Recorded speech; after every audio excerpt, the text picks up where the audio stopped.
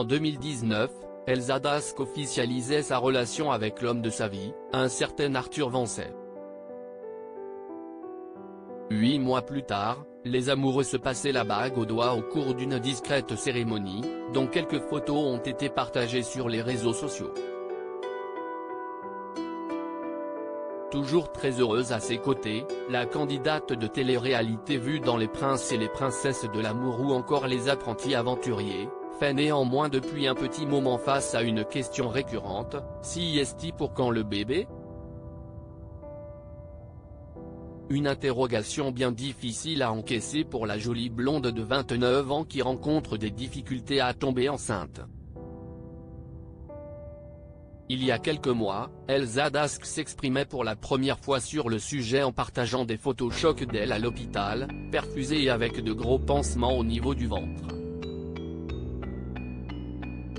Et pour cause, elle a eu recours à des opérations pour lui donner des chances de réaliser son rêve de pouponner.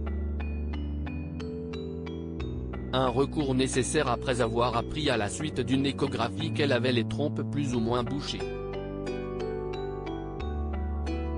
Les médecins lui avaient alors proposé une intervention censée les déboucher.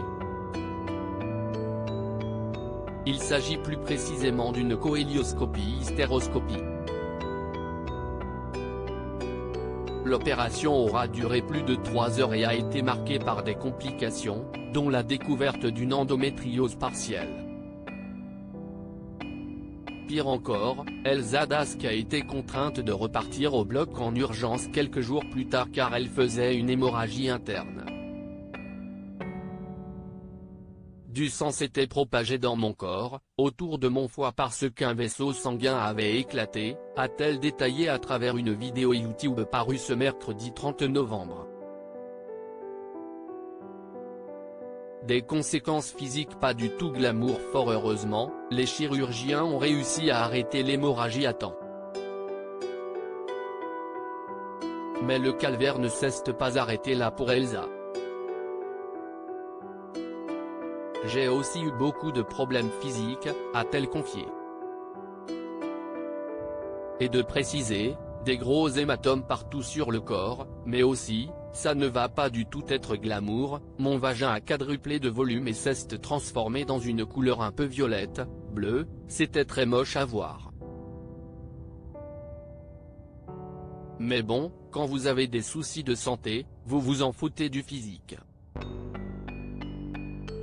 Surtout que je savais que ça allait partir, donc je n'avais pas du tout honte de mon corps à ce moment-là.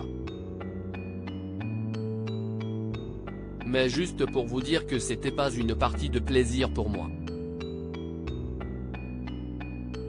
Une période très compliquée à vivre donc pour Elsa Dask, laquelle ne perd toutefois pas espoir.